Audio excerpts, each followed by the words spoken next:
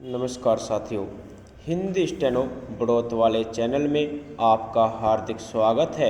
आज की डिक्टेशन रामधारी गुप्ता खंड 2 से प्रतिलेखन संख्या 49 90 वर्ड पर मिनट की स्पीड से होगी। तो आइए शुरू करते हैं। डिक्टेशन शुरू होगी 5 सेकंड बाद। स्टार्ट। महोदय, बहुत पहले से ही महिलाओं को अपने अधीन रखकर पुरुष प्रधान भारतीय समाज ने उनके विकास के द्वार बंद कर रखे हैं। प्राचीन भारत में सामाजिक और राजनीतिक बदलाव के साथ साथ महिलाओं की स्थिति में भी बदलाव आता रहा है। कभी तो यह माना गया कि जहाँ नारी की पूजा होती है वहाँ देवता रमते हैं, तो कभी उसे ताड़ना का पात्र बताया गया। इतिहास के एक बड़े कालखंड में उसे चार दीवारी और पर्दे के अंदर रखा गया। इसके बावजूद जब भी नारी को पर्दे से बाहर आकर दुनिया को देखने व समझने का अवसर दिया गया, उसने अपनी क्षमता, योग्यता और प्रतिभा का भरपूर प्रदर्शन किया।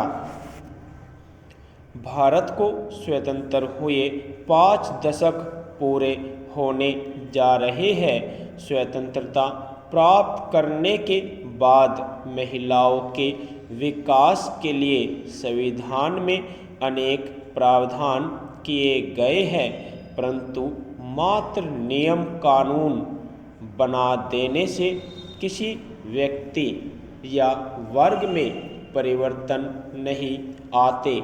इसके लिए व्यवहार और अमल की भी आवश्यकता है, किंतु भारतीय महिलाओं के लिए इसका प्रयोग नहीं किया गया। यूं तो प्रथम योजना काल से ही महिला विकास के छिटपुट प्रयास आरंभ हो गए थे, परंतु हकीकत में सर्वप्रथम छठी योजना के दस्तावेज में महिलाओं के सामाजिक व आर्थिक विकास का अध्याय जोड़ा गया। इसके बाद से महिला विकास की योजनाएं निरंतर क्रियाशील रही, फिर भी भारतीय महिलाओं की स्थिति में अपेक्षित परिवर्तन नहीं लाया जा सका है। जब भारतीय महिलाओं की तुलना दूसरे देशों की महिलाओं से की जाती है तो हमें बड़े दिलचस्प तथ्यों से साक्षात्कार करना पड़ता है और हम तभी जान पाते हैं कि भारतीय महिलाओं की वास्तविक स्थिति क्या है, यानी बेहद चिंताजनक और दुरूह। क्योंकि एक अध्ययन से ज्ञात हुआ कि दुनिया के 130 देशों में भारतीय महिलाएं 99वें स्थान पर है। शायद इसका कारण है भारतीय महिलाओं के विकास के मार्ग में अनेक बाधाएं, जैसे शिक्षा के अवसर उपलब्ध न होना। इससे उसका स्वाभिमान, उसकी चिंतन शक्ति और उसकी जीविका का विकास अवरुद्ध हो गया। इसका प्रमाण है स्वतंत्रता के बाद 48 वर्षों तक कभी शिक्षा में महिलाओं को पुरुषों के बराबर न ला पाना, जबकि दूसरे देशों ने महिलाओं को शिक्षित बनाने में अधिक जोर दिया।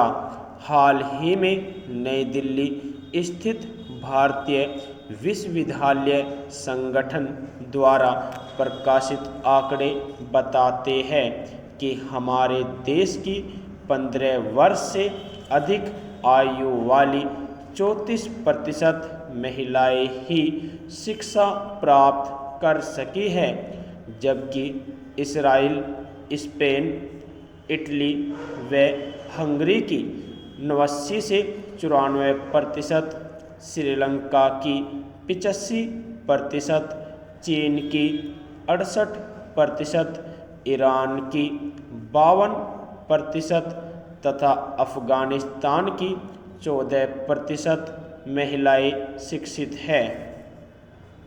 शिक्षा के इस अधोपतन के अतिरिक्त अल्पायु में महिलाओं का विवाह भी उनके विकास में एक बड़ी बाधा रही है।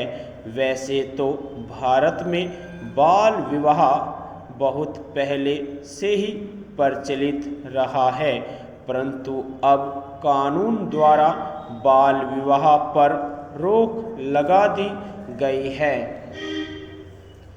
यदि आपको डिक्टेशन अच्छी लगी हो तो हमारे चैनल को सब्सक्राइब करें तथा वीडियो को लाइक व शेयर भी करें। धन्यवाद।